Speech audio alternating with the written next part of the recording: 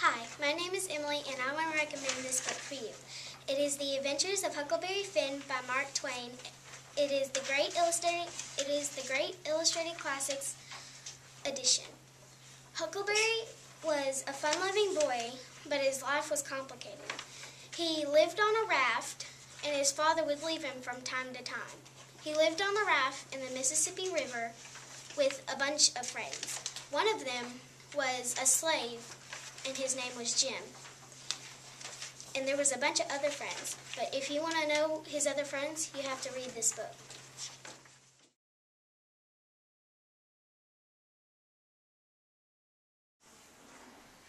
Have you ever seen the Disney classic Beauty and the Beast? Well, did you absolutely love it? Well, if you did, I'd like to recommend the book Beastly by Alex Flynn to you. It's kind of a mix-up, more modern version of the movie Beauty and the Beast. The main character is Kyle. He is the most gorgeous, most perfect guy at the school. But to add on to that, he's very self-conceited. And he goes through a very sticky situation that's pretty hard to get out of.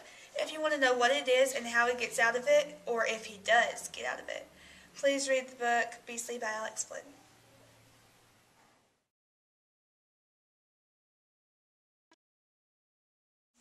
Hi, I'm Caden.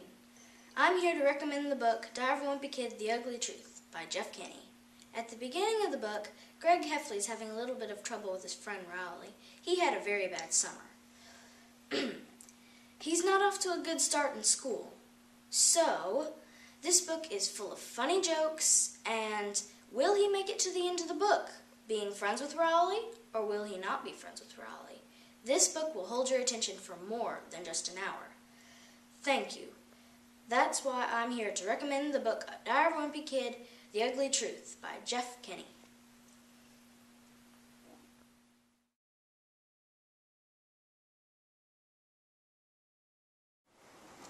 Hi, good afternoon. My name is Caroline. And I'm Morgan. And today we're going to be discussing the book Do Not Die My Love by Lurleen McDaniel. At the beginning of this book, a young couple have fallen madly in love throughout their teenage years. Later on, in high school, a few months before it ends, Luke, the teenage boy, figures out he has a terminal case of cancer. He goes through many procedures, and it's a great test of their strength and stability. Will their love last? Read the book to find out.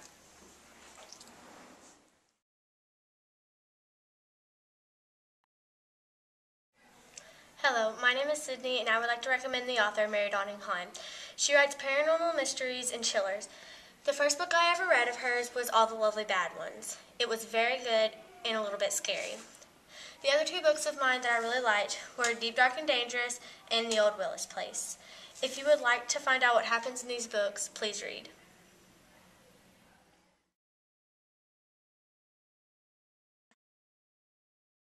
Hi, I'm Molly. And I'm Riley. And we recommend the book Framed by Gordon Corman for you to read, and here's why. Griffin is always losing his retainer, and this time it gets him in trouble. When the school Super Bowl ring goes missing, Griffin gets framed. It's up to him and his friends to find out who framed him by the end of the week, or else you'll have to read the book to find out what happens next.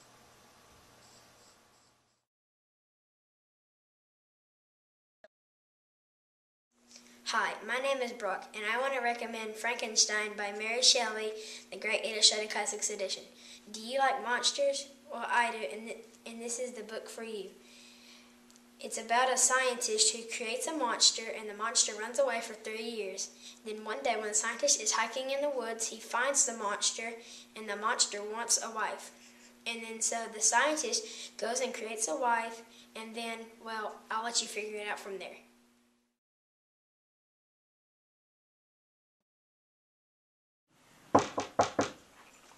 Come in. Miss Katie, I can't seem to find a good book. Can you recommend one? Well, I recommend James and the Giant Peach. It's about a boy who drops some magic crystals by this old peach tree, and it starts growing and growing and growing till it's the size of a house. But that's all I'm going to say. Miss Katie was right. James and Giant Peach was a wonderful book. It's by Roald Dahl. A little magic can take you a long way. When James accidentally drops some magic crystals by the old peach tree, something amazing starts to happen. A peach begins growing and growing until it's the size of a house. A snip of the stem and the peach begins rolling and rolling away. and it begins an amazing adventure. So make sure you check out James and Giant Peach by Roald Dahl.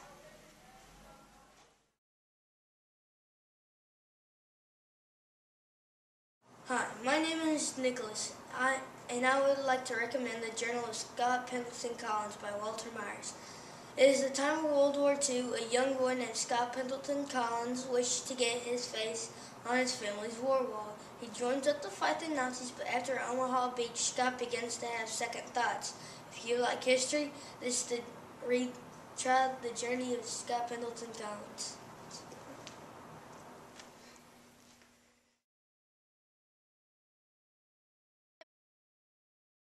Hi, my name's Brennan, and this is Stormbreaker by Anthony Hortwitz.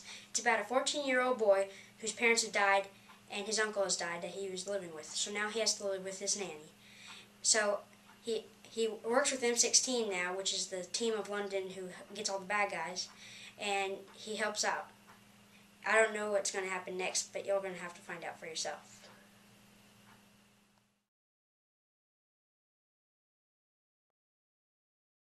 Hi, my name is Tessa. And I'm Angie. We would like to recommend the book Diary of a Wimpy Kid By Jeff Kinney. I like this book because sometimes school doesn't work out for you, and if you read this book, you'll know that you're not alone.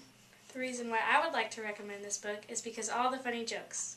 One of the many funny jokes is stinky cheese. The stinky cheese was left on the basketball court about 10 years ago. One little kid touched it and he got the cheese touch. If you get the cheese touch, nobody wants to be your friend. One way that you can't get the cheese touch is if you cross your fingers. Cross your fingers.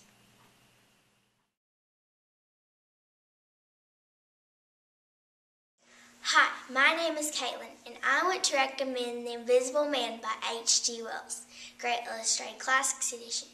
One day, a stranger rode into town on a stormy night. He was covered in bandages.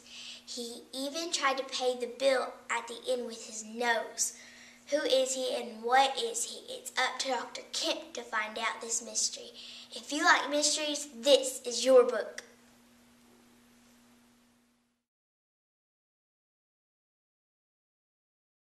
Hi, my name is Josie. I chose The Pony and the Bear by Jean Bedecourt. I chose this book because it's about three girls who go on a nature watch. They think they're going to see a black bear. Something happens whenever Anna's on the night watch. You want to find out? Read this book.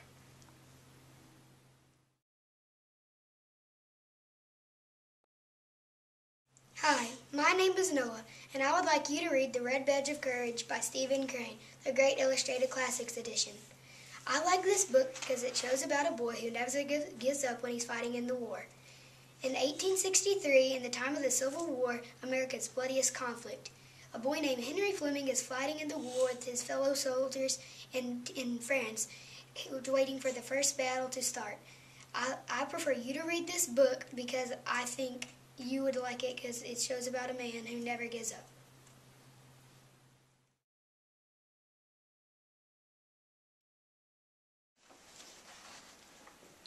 Oh my gosh, this book is like amazing. I know. We need to tell all of our friends about this. I love this book. Oh, hello, young readers. We didn't see you there. Well, I'm Brianna. And I'm Lexi. And we're here to suggest the book Twilight for you. The series goes Twilight, New Moon, Eclipse, and Breaking Dawn. And we really hope you like them like we did. And we're going to read some excerpts from the book, from the beginning and end of each book. We hope you like them. I'd never given much thought to how I would die, though I'd had reason enough in the past few months. But even if I had, I wouldn't have imagined it like this. I stared without breathing across the long room into the dark eyes of a hunter. And he looked pleasantly back at me. Sure, it was a good way to die, in the place of someone else, someone I loved, noble, even. That ought to count for something. I knew that if I'd never gone to Forks, I wouldn't be facing death now, but, terrified as I was, I couldn't bring myself to regret this decision. When life offers you a dream so far beyond any of your expectations, it's not reasonable to grieve when it comes to an end. The hunter smiled in a friendly way as he sauntered forward to kill me.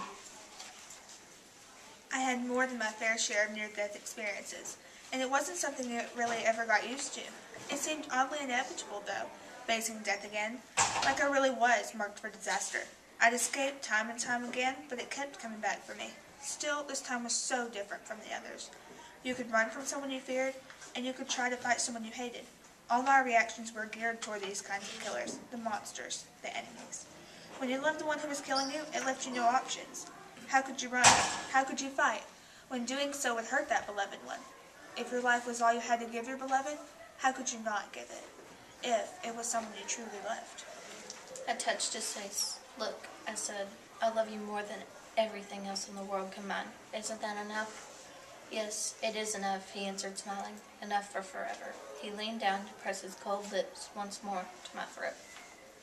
I laughed breathlessly when his urgent kiss interrupted my efforts again. We have plenty of time to work on it, I reminded him. Forever and forever and forever, he murmured. That sounds exactly right to me. And we continued blissfully into this small but perfect piece of our forever. Well, thank you for listening to us, and we hope you read the books and love them, because they are definitely better than the movie. You might think that these are just girly romance books, but they're really not, because they have a lot of action in them for guys too. So, well, thank you.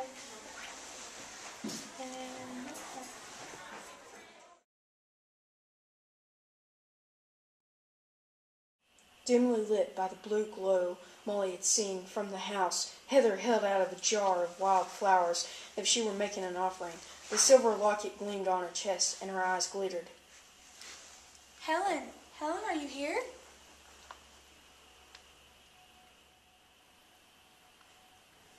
Too frightened to breathe, Molly saw the glimmer of the blue light shape itself into a figure of a girl no bigger than Heather. She wore a white dress, and her hair, as dark as Heather's, tumbled in waves down her back. Her features were indistinct, her eyes in shadow, but Molly knew who she was. I am here. How beautiful you are, whispered as Helen took the flowers and bent her face to smell their fragrance. They regarded each other silently for a few moments. Then Heather spoke once more. They've been cruel to me again. I told them you're coming, but I don't think they believed me. Do something soon, Helen. Make them sorry.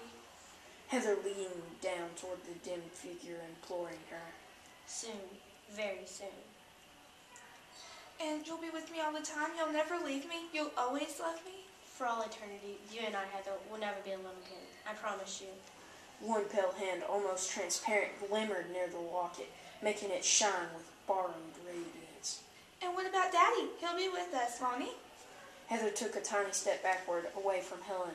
The hand touching the locket, Helen didn't answer.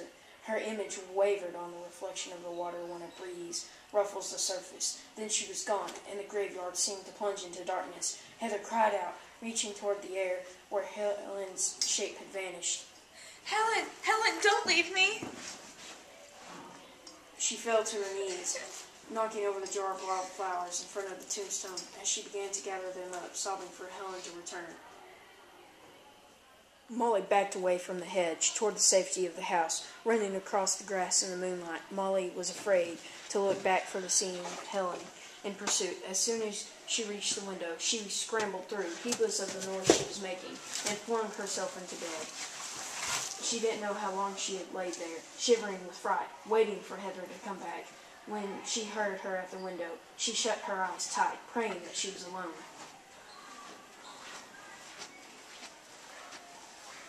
Just wait, Molly. Just wait till Helen comes. Then you'll be sorry for all the things you've done to me.